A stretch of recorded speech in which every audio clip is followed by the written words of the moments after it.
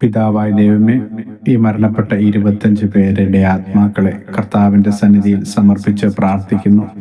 കർത്താവെ, രക്തസാക്ഷികളായിരിക്കുന്ന ഈ സഹോദരങ്ങൾക്ക് നിത്യജീവൻ പ്രദാനം ചെയ്യണമേ എന്ന് പ്രാർത്ഥിക്കുന്നു. ഇവരെ വധിച്ചവരോട് കർത്താവെ നിരൂപാധികം ക്ഷമിക്കുവാനായിട്ട് ലോകത്തിലുള്ള സകല ക്രിസ്തുമത വിശ്വാസികൾക്കും കഴിയുവാനാകട്ടെ എന്ന് ഞങ്ങൾ പ്രാർത്ഥിക്കുന്നു. കർത്താവെ, അതിനുള്ള കൃപ എല്ലാ ക്രിസ്ത്യാനികൾക്കും കൊടുക്കണമേ. കർത്താവെ, പ്രശ്നങ്ങളും പ്രതിസന്ധികളും വരുമ്പോൾ ധീരോചിതമായി വിശ്വാസം കാത്തു സൂക്ഷിച്ചുകൊണ്ട് വിശ്വാസത്തെ തള്ളിപ്പറയാതെ ധീരമായി മുന്നോട്ട് പോകുവാനുള്ള കൃപ ലോകത്തിന്റെ വിവിധ ഭാഗങ്ങളിൽ പീഡനങ്ങളിലൂടെ കടന്നു പോകുന്ന പ്രദേശങ്ങളിലെ ക്രൈസ്തവ മക്കൾക്ക് നൽകണമേ എന്ന് പ്രാർത്ഥിക്കുന്നു.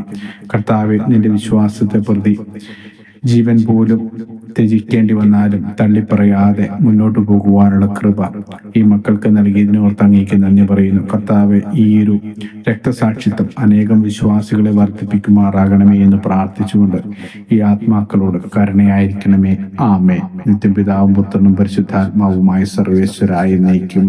ആമേൻ.